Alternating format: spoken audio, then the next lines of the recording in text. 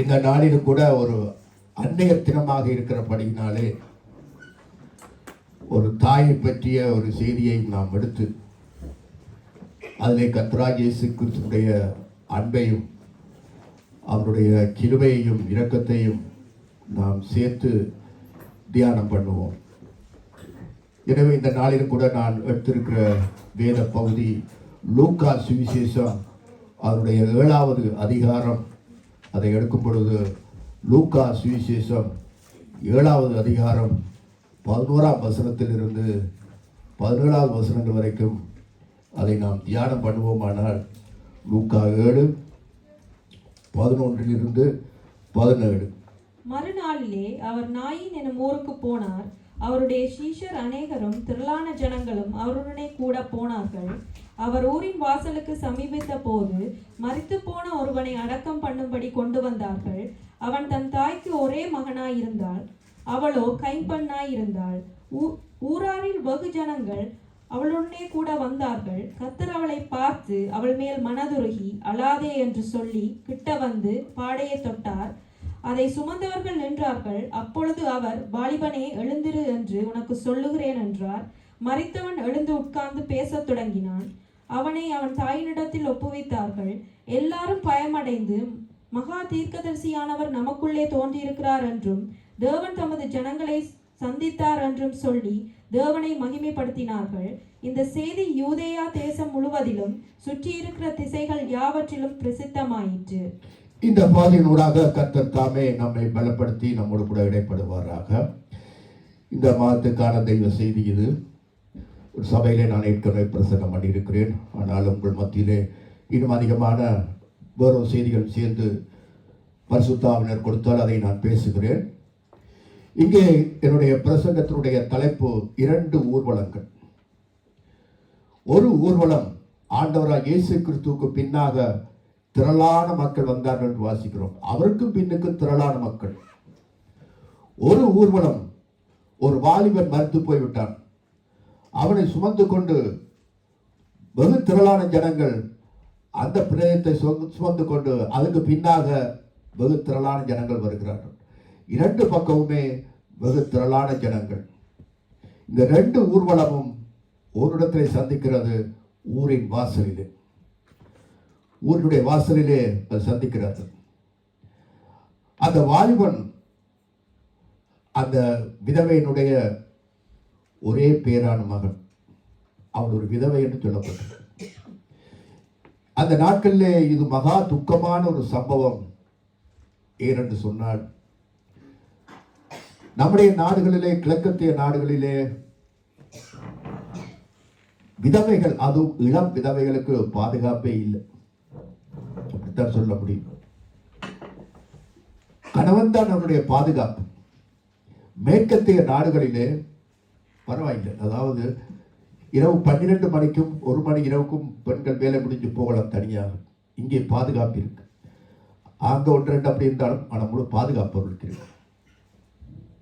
ஆனால் இலங்கை, இந்தியா, ஆசிய நாடுகளிலே ஒரு பெண் இரவிலே நடந்து போவாள் என்றால் அவருடைய கற்புக்கு, அவருடைய வாழ்க்கைக்கு ஆபத்து. அது இருக்கிறது, இன்றும் இருக்கிறது.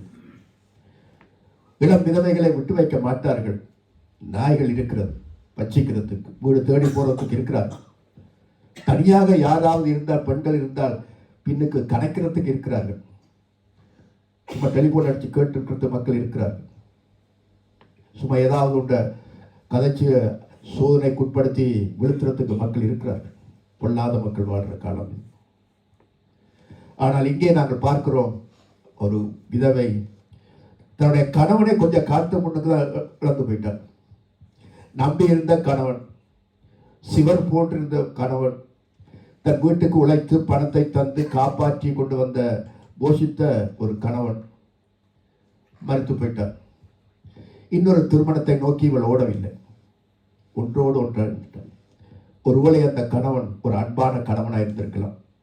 அந்த அன்புக்கு துரோகம் செய்யாதபடிக்கு இவளும் இன்னொரு திருமணத்தை நோக்கி ஓடாமல் சில வருஷங்கள் வாழ்ந்திருக்கலாம். ஆனால் இவருடைய நம்பிக்கை எல்லாம் அந்த வாலிபன் மேலதான் இருந்துச்சு. புருஷன் போனாலும் நான் பெற்ற அந்த ஒரே பேரான குமார், மூத்த மகன் இருக்கிறான், அவன் என்னை காப்பாற்றுவான், அவன் என்னை நடத்துவான் என்ற ஒரு நம்பிக்கை அவளுக்கு இருந்துச்சு. இந்த நம்பிக்கை உடைஞ்சு போச்சு. அவள் மறைச்சு போயிட்டான். யாரிடத்துல போயிட்டு இவர் சொல்லுவாள், யாரிடத்துல போயிட்டு விண்ணப்பிப்பாள், ஏன் என்னுடைய வாழ்க்கையில இப்படியெல்லாம் நடக்கிறது என்று அவள் மண்டை உடைச்சு, அல்லது அவளுக்கு சிந்தனையில ஒரு அறப்பைத்தியம். சொல்ல போனால் இவள் ஒரு நடை பிணமாக இவள் நடந்து வருகிறாள். வாலியன் செத்து அவனை பிணமாக தூக்குகிறார்கள், இவளோ நடை பிணம். பெருமூச்சுகளோடும் கண்ணீரோடும் இனி அழ முடியாத சக்தி கூட இல்லாமல் அப்படியே பக்கத்தில் வந்து கொண்டிருக்கிறார். இந்த சந்திப்பு ஆண்டவராக இயேசு கிறிஸ்து இந்த சந்தித்த சந்திப்பு ஒரு தற்செயலான ஒரு சந்திப்பு அல்ல. ஆண்டவர் எங்கெல்லாம் இடத்துக்கு போகிறாரோ அங்கெல்லாம் ஒரு சத்தியம் இருக்கும். சும்மா ஒரு இடத்துக்கு போக மாட்டார், சும்மா வாயை திறந்து பேச மாட்டார். போற இடத்துல ஏதாவது ஒரு சத்தியம் இருக்கும். ஒரு அற்புதம் செய்தால் ஒரு சத்தியம் இருக்கும். ஏதாவது ஒரு காரியம் நடந்தால் அதில் நமக்கு ஒரு பாடம் இருக்கும். ஆவிக்குரிய பாடம், பூமிக்குரிய பாடம், சகலம் அதில் இருக்கும். அதனால இந்த சந்திப்பு ஒரு தற்செயலான ஒரு சந்திப்பல்ல, திட்டமிடப்பட்ட, தேவனால் பிதாவினால் முன்கூட்டியே திட்டமிடப்பட்ட ஒரு சந்திப்பு. அப்ப இந்த இடத்தில் வருகிறார். ஒன்று பாருங்கள், ஆண்டவர் செய்த அற்புதங்களிலே 3 பேரை உயிரோடு எழுப்பியிருக்கிறார். பூமியிலே ஆண்டவர் வாழ்ந்த பொழுது 3 பேரை உயிரோடு எழுப்பினார். ஒன்று ஜெபாலய தலைவனாகிய யவீனுடைய மகள் சிறுமி இறந்து போனால் அவரை எழுப்பினார், அது வீட்டிலே. இன்னொன்று லாசரு மரித்து போயிருந்தார், அவனையும் அவருடைய வல்லமையான குரல், நாங்கள் படித்தோம், கர்த்தருடைய சத்தம் வல்லமை உள்ளது, லாசருவே வெளியே வா. ஒன்று கல்லறையிலே, இரண்டாவது கல்லறையிலே. இப்பொழுது இந்த வாலிபனை எழுப்புகிறார். இது ரோட்டிலே, வீட்டிலே, ரோட்டிலே, கல்லறையிலே, சாலையிலே, இல்லத்திலே, கல்லறையிலே, சுடுகாட்டிலே ஒன்று நடந்தது. அப்ப இப்படியாக 3 இடங்களிலுமே ஆண்டவர் இந்த அற்புதங்களை அவர் செய்தார். 3லும் நிறைய சம்பவம் சத்தியம் இருக்கிறது. அப்படிப்பட்ட ஒரு அருமை ரட்சகர் இப்ப இந்த வாலிபனை அவர் சந்திக்கிறார். இந்த அற்புதத்தை நீங்கள் லூக்கா சுவிசேஷத்தை மட்டும்தான் இதை வாசிக்கலாம். மற்ற சுவிசேஷத்தில் இது எழுதப்படவில்லை. காரணம், லூக்கா எல்லாவற்றையும் விசாரித்து எழுதிய புஸ்தகம் தான் லூக்கா சுவிசேஷம். லூக்கா எழுதும் பொழுது எல்லாற்ற வீட்டையும் போய் என்ன நடந்தது என்பதை நேரில் கண்டு அவர்களை இன்டர்வியூ பண்ணி அவர்களை விசாரித்து எழுதிய சம்பவம் தான் லூக்கா சுவிசேஷம். அதை அவரே சொல்லுகிறார். சங்கீதத்தில் உண்மை என்று நான் திட்டவட்டமாய் அறிந்து மக்கள் எழுதுகிறேன் தேவப்பிலுவே என்று எழுதுகிறார். அப்ப சுவிசேஷத்தை வாசித்தால் தெரியும். 2 ஊர்வலங்கள் என்று நான் சொல்லியிருந்தேன். ஒன்று அழுகையின் ஊர்வலம், புலம்பலின் ஊர்வலம், நம்பிக்கை இல்லாத ஊர்வலம், எல்லாமே இடிந்து போய் நிர்விசாரணமாய் தொய்ந்து போன ஒரு ஊர்வலம் தான் இந்த பாடையை சுமந்து கொண்டு வந்த மக்களும், அந்த கைப்பெண், அந்த விதவை, அந்த தாய். நம்பிக்கை இல்லாத கூட்டம், பயமான ஒரு கூட்டம், ஏனென்று பல கேள்விகளோடு இருக்கிற கூட்டம், அப்படியா விரக்தி அடைந்த ஒரு கூட்டம், புலம்பல் கூட்டம். அடுத்த கூட்டம் ஆண்டவரோடு உள்ள ஒரு கூட்டம் இருக்கு. இது சந்தோஷத்தின் கூட்டம், மகிழ்ச்சியின் கூட்டம், ஆரவாரத்தின் கூட்டம், நம்பிக்கையின் கூட்டம். காரணம் என்னவென்றால், இதற்கு முதல் நாளிலே ஒரு வேலைக்காரன், மரண தருவாயில் இருந்த வேலைக்காரனை இயேசு சோப்படுத்தியிருந்தார். அந்த 100க்கு அதிபதி அவன் யூதன் அல்ல, அவன் ஒரு ரோமானிய தளபதி. 100க்கு அதிபதி அவன் இயேசுவிடத்தை ஆள் அனுப்பினான். ஆண்டவரே, நீர் வந்து என் வேலைக்காரனை சுத்தப்படுத்தும். அவன் மரண தருவாயில் இருக்கிறான். அந்த முதலாளி தன் வேலைக்காரனை எவ்வளவாய் நேசித்தான். எனவே ஆண்டவர் அங்கே போகிறார். அப்பொழுது அந்த 100க்கு அதிபதி ஒரு சொல் அனுப்புற செய்தி, நீர் என் வீட்டுக்கு வர வேண்டாம், அதற்கு நான் பாத்திரவான் அல்ல, நீர் ஒரு சொல்லும் என் வேலைக்காரர் சொத்தமாகும் என்ற எனக்கு கீழ்பட்டவர்களுக்கு எனக்கு அதிகாரம் இருக்கிறது, எனவே உடைய வார்த்தைக்கு அதிகாரம் இருக்கு, பேசும். ஆண்டவர் திரும்பி பார்த்து ஆச்சரியப்பட்டார். அட, இஸ்ரவேலருக்குள்ள இந்த விசுவாசம் இல்லை என்று. போய் ஒரு ரோம போர் சக்கரவர்த்தி, ஒரு போர் வீரன், ஒரு ரோம ஒரு தலைவன் 100க்கு அதிபதி. அவன் சொல்லுகிறான், நம்முடைய வார்த்தையில வல்லமை இருக்கு, எனக்கு நம்பிக்கை இருக்கு, நீ வீட்டை வரத்தவையில் ஒரு சொல்லி விடுங்கள், சோமடைவான். அப்படியே சோமடைந்தார். இதை பார்த்த கூட்டம் எல்லாரும் சந்தோஷம். இயேசு இருக்கும் பொழுது இனி என்ன எங்களுக்கு பயம்? ஒன்று சொல்லினாலே எல்லாத்தையும் நோயை குணமாக்குறார், ஒன்று சொல்லினாலே பிசாசு துரத்துறார், ஒன்று சொல்லினாலே இது நடக்கிறதுன்றெல்லாம் பார்த்து அவர்கள் சந்தோஷப்பட்டு மகிழ்ச்சி, அல்லேலூயா துதி மகிமை என்ற பாட்டோடு கூட அப்படியாக நடந்து துள்ளி குதித்து வருவது ஒரு கூட்டம். ஒரு கூட்டத்தில் அழுக, எல்லாம் போச்சு, ஒப்பாரி கூட்டம். இனி வாழ்க்கை இல்லை, இனி என்ன நான் செய்வேன், யாரிடத்தில் போவேன், யார் இருக்கிறார்கள் எனக்கென்று சொல்லி ஒரு கூட்டம் அந்த விதவை அப்படியாய் வந்து கொண்டிருக்கிறது. ஒரு கூட்டம் சந்தோஷத்தின் கூட்டம். கேள்வி, இதற்கு நீ எந்த கூட்டத்தில் இருக்கிறாய்? எந்த கூட்டம்? இந்த 2 கூட்டத்தில் நீ இருக்கவன். ஒன்றில் இறந்தோருடைய கூட்டத்தில் இருக்க வேணும், ஒன்றில் உயிருள்ளவருடைய கூட்டத்தில் இருக்க வேண்டும். ஏசு என்ன சொன்னார்? மரித்தோரை அடக்கம் பண்ணட்டும், நீ என்ன பின்பற்றி வாட். செத்தாக்கள் அடக்கம் பண்ணிட்டு போட்டு. ஏன் அதை சொன்னார்? ஆவியிலே செத்து போனவர்கள், ஆவியிலே கடவுளோடு உறவில்லாதவர்கள். நம்முடைய பார்வையில் யாரெல்லாம் உயிரோடு இருக்கிறார்கள்? மூச்சு விட்டா உயிரோடு இருக்கிறார், நாடி துடிப்பு இருந்தா உயிரோடு இருக்கு, இதயம் துடிச்சா உயிரோடு இருக்கு.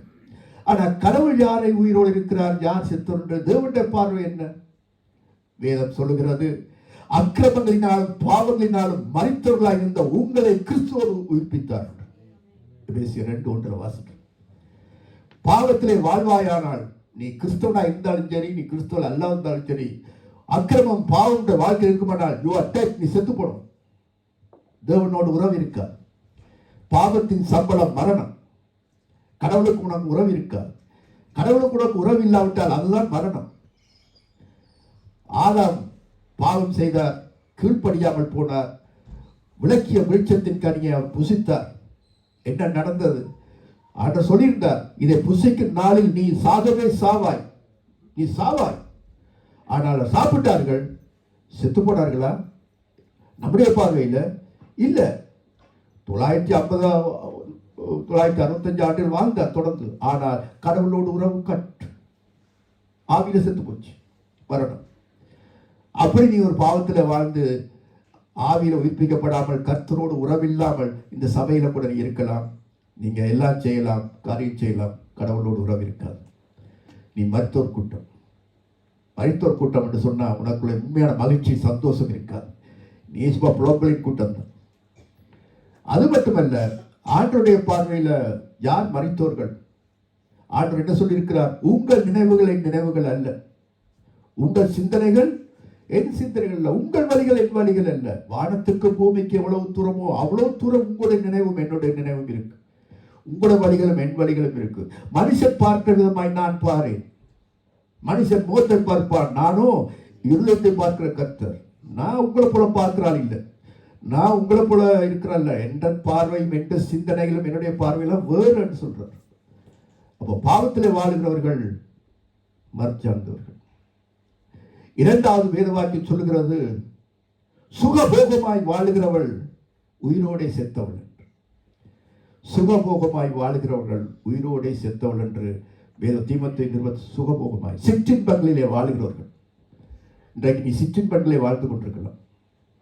களியாட்டு, குட்டி, வெறி, மற்றது அது இது எல்லாம் இந்த டான்ஸ் பொல்லாது, அது அந்த வாழ்க்கையில சந்தோஷம் மனமகிழ்ச்சியோடு வாழ்வாயினால் நீ செத்து போனாய், நீ இறந்த. இந்த மாதிரியான வாழ்க்கை சிற்றின்பங்களிலே வாழ்கிறவர்கள். சும்மா வாழ்க்கையில புசிப்பும் குடிப்பும் தான், அதுதான் அவங்களோட வாழ்க்கை.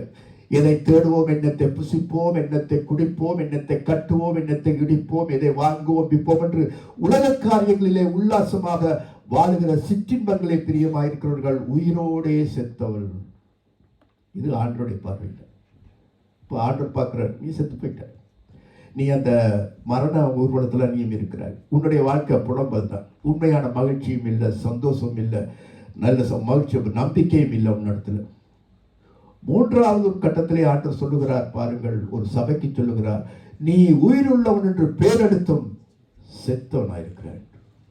சர்தை சபைக்கு பார்த்தா நீ உயிருள்ளால் மாறி அல்லேலூயா, சத்தத்துக்கு குறைவில்லை, ஊழியத்துக்கு குறைவில்லை, அதுக்கெல்லாம் குறைவில்லை. பார்த்தா பெருங்கூட்டம், பெரிய சத்தம், பெரிய இது. ஆனா நீ உயிருள்ள ஒன்று பேர் எடுத்திருக்கிறாய், பட் நீ செத்தோம். இது ஒரு சபைக்கு சொல்லுகிறார், நமக்கு சொல்லலாம். செத்தவர்களா இருக்கலாம். நம்முடைய சரீரம் மட்டும்தான் இங்கே இருக்கும். கர்த்தருக்கும் சபைக்கும் சம்பந்தம் இருக்காது. கர்த்தருடைய வார்த்தைக்கு கீழ்ப்படியாத சபையா இருக்கலாம், மக்களா இருக்கலாம், நீ இருக்கலாம். நீயும் செத்தவன். இந்த ரெண்டுல ஒன்று கூட்டம். நீ எங்கே இருக்கிறாய்? கேள்வி. ஆவியானவர் கேட்கிறார், எங்கே இருக்கிறாய்? இயேசுவோடு இருந்தால் மகிழ்ச்சி, சந்தோஷம், நம்பிக்கை, உற்சாகம், அப்படி பாட்டு, சந்தோஷம் இருக்கும், நம்பிக்கை இருக்கும். மரணமே உன் கூரங்கே, பாதாளமே உன் ஜெயமங்கே. நாளைய தினத்தை குறித்து நான் என்ன செய்ய மாட்டேன்? பயப்பட மாட்டேன், கலங்க மாட்டேன். இயேசு எனக்கு இருக்கிறார். இயேசு போதும், இயேசு எனக்கு போதும். பொன் வெள்ளியுமோ, படிச்சுவே பாட்டு, பொன் வெள்ளியுமோ ஒன்றும் வேண்டாம், இயேசுவே நீர் போதும் என்றபடி. அது மாதிரி பாட்டு படிக்கிறவன் தான் இந்த கூட்டம். அந்த கூட்டம் அப்படி இல்லை. இன்னைக்கு கிறிஸ்தவர்கள் பரிதாபத்துக்குரியவர்களாக இருக்கிறார், பரிதாபத்துக்குரியவர்கள். எனக்கு தெரியாது உங்களுடைய எல்லாமே. ஆவியான சொல்றத நான் பேசிட்டு போறேன். நம்முடைய வாழ்க்கை, உங்களுடைய வாழ்க்கை உங்களுக்கு தெரியும், என்னுடைய வாழ்க்கை எனக்கு தெரியும். நம்ம எல்லாருடைய வாழ்க்கையை கர்த்தர் அறிவார். அதனால இந்த நாட்களிலே நாம் ஆண்டவருடைய பார்வையிலே நான் எப்படி காணப்படுகிறேன்?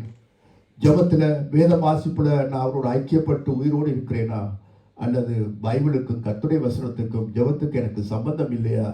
சம்திங் பிள்ளையா போகுது. ஒருவேளை அரை உயிரா போய் கொண்டிருக்கும். நீ செத்து கொண்டு போகலாம், மடித்து கொண்டு. கடைசியில் இருதயம் கடினப்பட்டுரும், உயிர்ப்பிக்க மிக கஷ்டம்.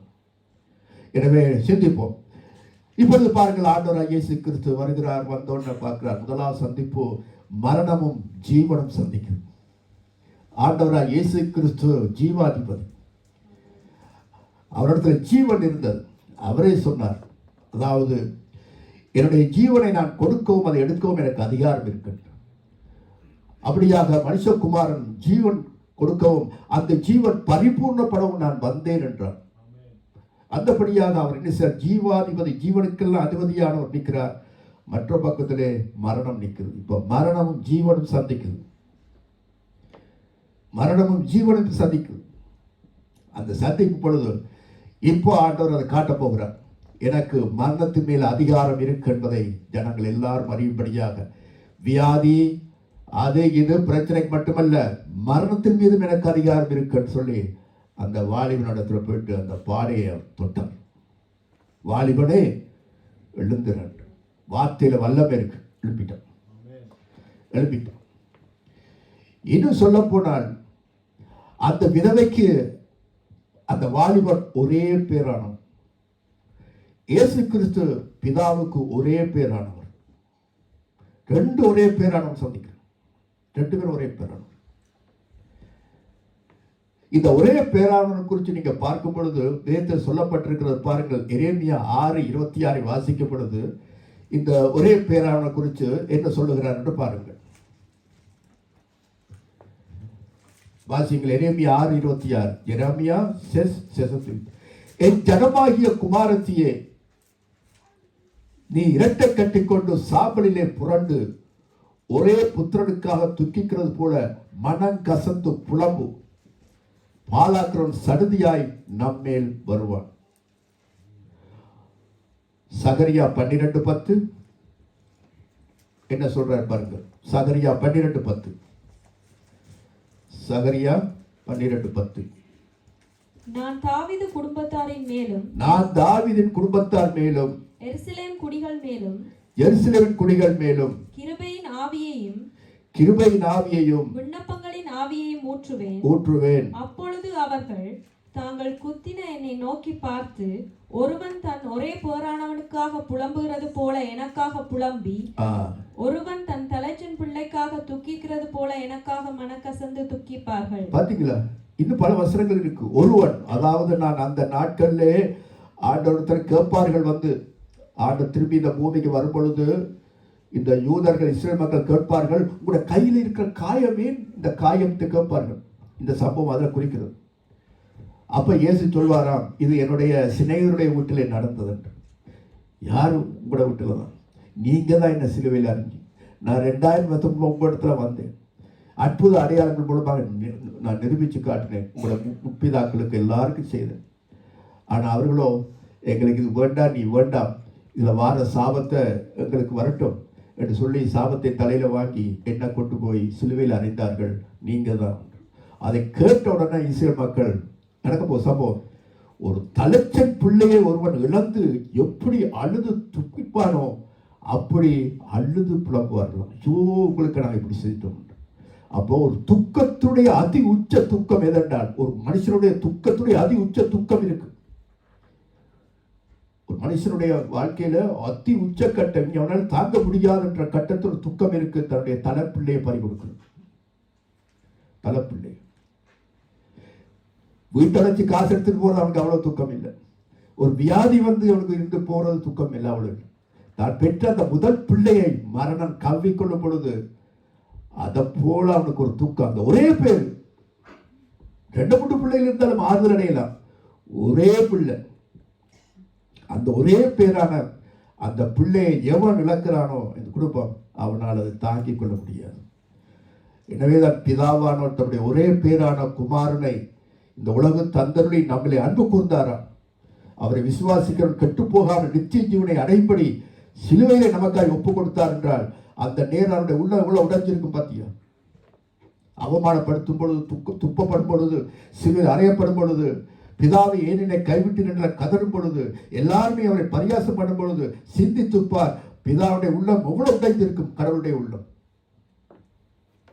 இவருடைய உள்ளம் எவ்வளவு உடைஞ்சிருக்கும். ஆபிரகாமுக்கு சொன்னார், ஆபிரகாம், உன்னுடைய ஏக சுதனும் உன்னுடைய ஒரே பேரானும் ஆகிய உன்னுடைய ஈசாக்கை எனக்கு பலியிடன்.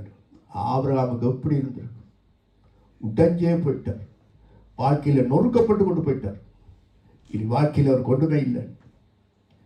அப்படிப்பட்ட உடைஞ்சுவிடும். அதனால தான் பிதாவனருடைய எல்லா, அதாவது சகல ஜாதிகளுக்கும், யூதர்களுக்கு, கிறிஸ்தவர்களுக்கு, அரபு இஸ்லாமியர்களுக்கெல்லாம் தகப்பனாக உயர்த்திருக்கிறார். இந்த உடைக்கப்பட்ட உள்ளம் சும்மா இல்லை. இது மிகப்பெரிய ஒரு வேதனையான சம்பவம். அந்தபடியாக அவளுடைய சம்பவம் இருக்கிறது. உடைஞ்சு நொறுக்கி கொண்டு வருகிறாள். அப்படிப்பட்ட ஒரு துக்கத்தோடு, அதி உச்சக்கட்ட துக்கத்தோடு வருகிறார். அப்பதான் ஆண்டவர் போய் முதலாவது அவளை சொல்லுகிறார், கண்ணீர் வடிக்காத, அழாத, எனக்கு முன்னுக்கு நீ அழாத. எவ்வளவு நல்ல ஆண்டவர் பற்றி. யாராவது கண்ணீர் விட்டால் ஆண்டவர் முன்னுக்கு, ஆண்டவருடைய உள்ள படார்ந்து உடைஞ்சிடும். கண்ணீர் வடிச்ச ஒரு உண்மையாக கண்ணீர், பாவத்தை நினைச்சு, தன் வாழ்க்கையை நினைச்சு ஆண்டவரத்தில் போயிட்டு ஒரு கண்ணீர் வடிச்சு, ஆண்டவரே யாரும் இல்லைன்ற கண்ணீர் வடிச்சு அழுது பாருங்க, சீக்கிரமாய் பதில் வரும். உடனே பதில். அப்படியாக தன் ஜனத்தை கண்ணீர் வடிக்க விட மாட்டேன் தன் பிள்ளை. அப்படிப்பட்ட ஒரு அன்புள்ள ஆண்டவர். ஆனால் நமக்கெல்லாம் அழுக வாரையில் நித்திரை தான் வரும். ஆண்டோட சமூகத்தில் நித்திரை கொள்வது, சிரிப்பு, முஸ்பாத்தி, ஜோக்குகள், இதுகள் தான் நமக்கு வரக்கூடிய. நம்முடைய உள்ளத்தை எப்பயாவது நாங்கள் உட்டாச்சி நோக்கி அழுதது இல்லை. 2 பேர் ஜெபிக்க போனார்கள் ஜெப ஆலயத்துக்கு. ஒருவன் சொன்னான், பாவியாக என் மீது எப்படி இருப்பாண்டவரே, பாவி, நான் பாவி, என் மீது இரக்கமாயிரும் தானே சொன்ன. அவனை வந்தான் நீதிமான். உடனே பதில் போ. ஆகார் அழுத உடனே என்ன நடந்தது உங்களுக்கு? உடனே வந்துட்டார் ஆண்டவர். ஆகார் அழாத, வந்துட்டார் ஆண்டவர். தாவீது பலன் இல்லாமல் போக மட்டும் அழுதான். உடனே வந்துட்டார். அழாத, இந்த யுத்தத்தில் வெற்றி, நீ கொள்ளை கொண்டு போன அவனும் உனக்கு திருப்பி வருவார்கள். இழந்து போனதை யாவற்றையும் அவன் பெற்றுக்கொண்டான், திருப்பி கொண்டான். உடனே கிரியை நடப்பிச்சு விட்டார். தீர்க்கதரிசி உடனே அனுப்பினார். எசேக்கியா கண்ணீர் விட்டு அழுதான். ஆண்டவரை நான் உத்தமமாய் நமக்கு நடந்தேன் என்று சிவத்தை பார்த்து அவன் அழுதான். உடனே ஏசியா நில் நில் நில், ஏசியாவா நில், போய் சொல், 15 வருஷத்தை கூட்டி கொடுத்தேன், 15 வருஷம் கூட்டத்தாரு. நான் என்னுடைய வாழ்க்கையில் எத்தனையோ வரை ஊழியர்கள் மக்கள் அழுத பொழுது எனக்கு உடனே பதில் கொடுப்பார்.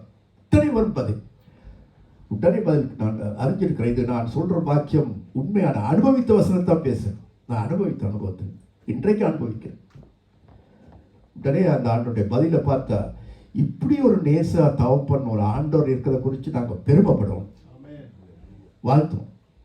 ஆனால் நம்முடைய உள்ளமோ அதை குறித்து யோசிக்கிறது இல்லை, தியானம் பண்றது இல்லை. இப்ப பாருங்க, கொண்டு போய் நீ அழாத, முதலாவது எழுப்புறதுக்கு முன்பாக நீ கண்ணீர் வடிக்காத, அழாத, போய் பாடையை தொட்டாராம்.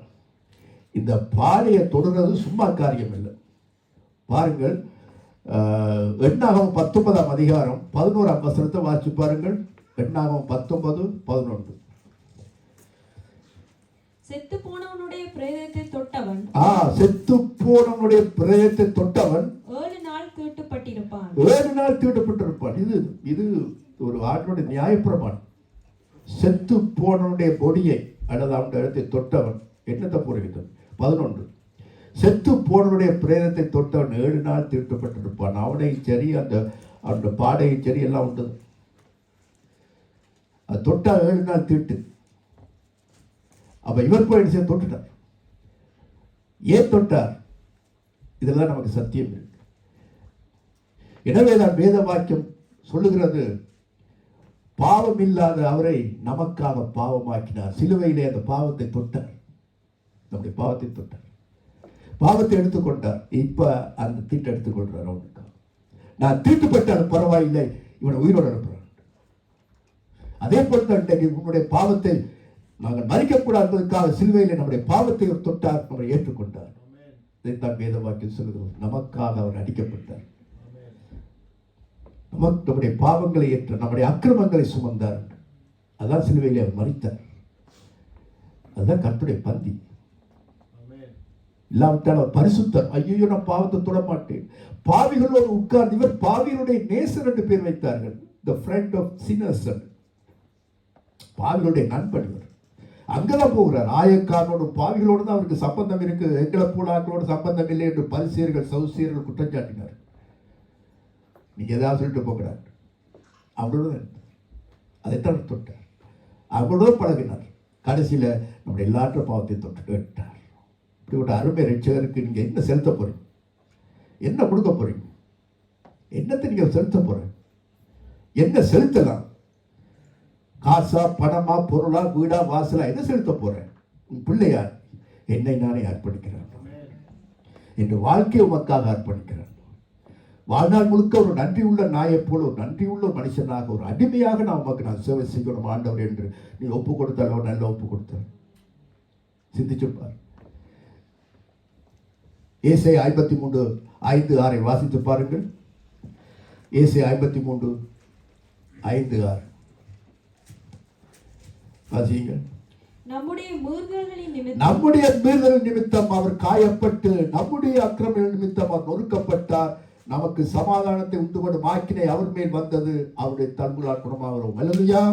சத்தம் வச்சு எல்லாரும் தொட்டுட்டார் பாடை. நம்முடைய பாவத்தை எடுத்துட்டார், பாடையை தொட்டுட்டார். தீட்டுப்பட்டிருப்பான், பரவாயில்லை. வாலிபனை உயிரோடு அனுப்பி அந்த விதவைக்காக, அவருடைய கண்ணீரை துடைப்பதற்காக தொட்டார். அதே போலத்தான் நம்முடைய கண்ணீர், நம்முடைய புலப்பலை ஆனந்த களிப்பாக்கின்றபடி வாழ்நாள் முழுமாய் நரகத்திலே புலம்பிக் கொண்டிருக்க போகிற நமக்காக அவர் பாவத்தை தொட்டார், ஏற்றுக்கொண்டார். சுவாசிக்கிறாயா? நன்றி சொல்லுவாம கை வச்சு நன்றி ஆண்டவர் என்று. ஆண்டவர் நமக்கு நன்றி என்று. அடுத்தது 2 சத்துருக்கள் சந்திக்கிறது. அதாவது இரு சத்துருக்கள். அதாவது ஆண்டவர் நமக்கு சத்துரு அல்ல, மரணம் அதிகாரி பிசாசு, மரணத்தின் அதிகாரியை அவர் தம்முடைய மரணத்தினாலே அழித்தார் என்றபடி இயேசு சந்திக்கிறார். ஒரு சத்துரை சந்திக்கிறார், சாத்தானை சந்திக்கிறார். சாத்தானுக்கு உடமையா இருக்கிற மரணத்தின் அதிகாரியை சந்திக்கிறார். 2 பேர். சாத்தான் மூலமாக வந்த மரணம், மரணத்தின் அதிகாரி இவர் சந்திக்கிறார். 2 சத்துருக்களை அவர் சந்திக்கிறார். மரணமே உன் கூரங்கே, பாதாளமே உன் ஜெயமங்கே என்று சொல்லத்தக்கதாக மரணத்தின் கூரை முறித்தார், பாதாளத்தை ஜெயித்தார். 3ஆம் நாள் உயிரோடு எழுப்பினார். பார்த்தீர்களா? இப்போ இதெல்லாம் ஆண்டவர் நமக்காக செய்து முடித்த கர்த்தருக்கு ஆலயத்தில் வந்து ஆராதனை செய்கிறதுக்கு உனக்கு கஷ்டமாக இருக்கா? 4 பேருக்கு சுவிசேஷத்தை சொல்ல உனக்கு கஷ்டமாக இருக்கா? கர்த்தருக்கு ஒரு ஊழியத்தை கொடுத்து அவருக்கு ஊழியத்தை தாங்கிறதுக்கு உனக்கு கஷ்டமாக இருக்கா? இங்கே வந்து சின்ன சின்ன வேலைகள் செய்கிறதுக்கு உனக்கு கஷ்டமாக இருக்கா? அல்லது குடும்பத்தாளர் கூடி உனக்கு ஜபிக்கிறதுக்கு நன்றி செலுத்த உனக்கு கஷ்டமாக இருக்கா? அல்லது தனிப்பட்ட வீட்டிலே போயிட்டு ஜபித்து துதிக்கிறதுக்கு உனக்கு கஷ்டமாக இருக்கா? 4 பேருக்கு முன்னுக்கு அவரை பற்றி சாட்சி சொல்ல உனக்கு கஷ்டமாக இருக்கா? அப்படின்னா நீ என்ன விசுவாசி? நீ செத்தவற்ற கூட்டத்திலேயா இருக்கிறாய்? மரித்தோருடைய கூட்டத்திலே இருக்கிறாய்? அல்லது ஜீவனுள்ளோர் கூட்டத்திலே இயேசுவுக்கு பின்னுக்கு வர்ற கூட்டத்தில் இருக்கிறாயா? அல்லது அந்த பாடியை சுமந்து கொண்டு வந்த வாலிபனோன்ற கூட்டத்தில் இருக்கிறாயா? நம்பிக்கை இல்லை, ஒன்றும் இல்லை. இன்னைக்கு அப்படிப்பட்ட ஒரு நிர்விசாரமான சூழ்நிலை. கிறிஸ்தவ மத்தியில் உற்சாகம் இல்லை. பாடச் சொன்னால் பாடுறது இல்லை, வாசிக்க சொன்னால் வாசிப்பு தெரியுதில்லை, வேதத்தை படிக்கண்டா படிக்கிறது இல்லை. இப்படி என்றா என்னுடைய வாழ்க்கை. இன்றைக்கு அநேக கிறிஸ்தவனுடைய வாழ்க்கை அப்படியா இருக்கு. இன்னைக்கு கவலையா இருக்கு. மரித்தோர் கூட்டத்தில் நீ இருக்க வேண்டாம். இன்றைக்கு உன்னை அழைக்கிறார் ஆண்டவர். பாவத்தை அறிக்கை செய்து விட்டுவிடு, உடைய பலவீனத்தை அறிக்கை செய்து விட்டுவிடு, நேர்மையாய் ஒத்துக்கொள், அவருக்கு உன்னை ஒப்புக்கொள். பாருங்கள், ஏசாயா 61:3 அப்படியாக கடைசியாக என்ன நடந்தது? அவனை எழுப்பி விட்டார். இப்பொழுது 2 கூட்டமுமே ஜீவனுள்ள கூட்டமாயிற்று. ஒரு கூட்டம் ஆண்டவரை சந்தோஷத்தோடு வந்தது, துக்கமாய் புலம்பிக் கொண்டு வந்த கூட்டம். இப்ப எழுப்பின உடனே எல்லாருமே மகா தீர்க்கதரிசியான நமக்குள்ளே தோன்றி இருக்கிறார் என்று சொல்லி அந்த அழுகை கூட்டம் கூட நாங்கள் பாடினோம். ஏன்னா புலம்பலை ஆனந்த கழிப்பாடு என்று இந்த விதவை எப்படி பாடியிருப்பாள்? அவள் தான் பாடியிருப்பாள் உள்ளத்திலிருந்து. பாருங்கள், ஏசாயா 61:3 சொல்லப்படுகிறது. பாருங்கள் என்ன சொல்லப்படுகிறது? சீயோனிலே துயரப்பட்டவர்களை சீர்படுத்தவும், சீயோனிலே துயரப்பட்டவர்களை சீர்படுத்தவும், அவர்களுக்கு சாம்பலுக்கு பதிலாக சிங்காரத்தையும், சாம்பலுக்கு பதிலாக சிங்காரத்தையும், துயரத்துக்கு பதிலாக ஆனந்த தைலத்தையும், துயரத்துக்கு பதிலாக ஆனந்த தைலத்தையும், ஒடுங்கின ஆவிக்கு பதிலாக துதியின் உடையையும் கொடுக்கவும், துதியின் உடையை கொடுக்கவும் அவர் என்னை அனுப்பினார். அவர்கள் கர்த்தர் தம்முடைய மகிமைக்கென்று நாட்டின நீதியின் விருட்சங்கள் எனப்படுவார்கள். பிள்ளை நல்லா கேட்டுட்டு போடணும். ஏசாயா 61:3 குறிச்சு கொள்ளணும். பக்கம் சொன்ன உடனே மறந்துடும். ஏசாயா 61:3 61:3 சீயோனிலே துயரப்பட்டவர்களை சீர்படுத்த. பார்த்தீங்களா? சாம்பலுக்கு பதிலாக சிங்காரம், துயரத்துக்கு பதிலாக ஆனந்தம், ஒடுங்கின ஆவிக்கு பதிலாக துதி. என்னை அனுப்பினார். இதுக்கு தான் இயேசு வந்து அவளை சுகப்படுத்தினார். அவளுடைய துயரப்பட்டவருடைய அவளுடைய வாழ்க்கையை சீர்படுத்தினார். சாம்பலுக்கு பதிலாக அவளுக்கு நல்ல சிங்காரத்தையும் சந்தோஷத்தை மனமகிழ்ச்சியை கொடுத்தார். துயரத்துக்கு பதிலாக ஆனந்த தைலத்தை கொடுக்கினார். உடஞ்சி நொறுங்கி போய் வந்தார். அவளுக்கு கர்த்தருக்கு ஸ்தோத்திரம், கர்த்தரை துதிப்பேன், காலமெல்லாம் அவரை துதிப்பேன், நல்லவர் வல்லவர் என்று பாடத்தக்கதாக துதியின் ஆடை கொடுத்து அனுப்பினார். அதுதான் வந்தார். நீ எப்படி இருக்கிற? சாம்பல்ல உட்கார்ந்து இருக்கிறீங்களா? துதிக்கு பதிலாக புலம்பிக் கொண்டிருக்கிறீர்களா? துதிக்க வேண்டிய நேரத்தில் முறுமுறுத்து கொண்டிருக்கிறீர்களா? சிங்காரத்துக்கு பதிலாக அழகாக மகிழ்ச்சியோடு இருக்க வேண்டிய நேரத்தில் சாம்பல் தலையில போட்டு உட்கார்ந்து இருக்கிறீர்களா? வாழ்க்கையெல்லாம் போச்சு, நான் எல்லாம் போச்சுதே என்று சொல்லி ஒடுங்கிறார்கள். பலமான ஆவிக்கு பதிலாக பலமும் உள்ள ஆவியை நமக்கு கொடுத்திருக்கிறார். ஞானமுள்ள ஆவியை கொடுத்திருக்கிறார். அதுக்கு பதிலாக ஒடுங்கி நொறுங்கி போய் இருக்கிறீர்களா? சிந்தித்து பாருங்கள். மனம் திரும்புவோம், எழுந்திருப்போம். தேவ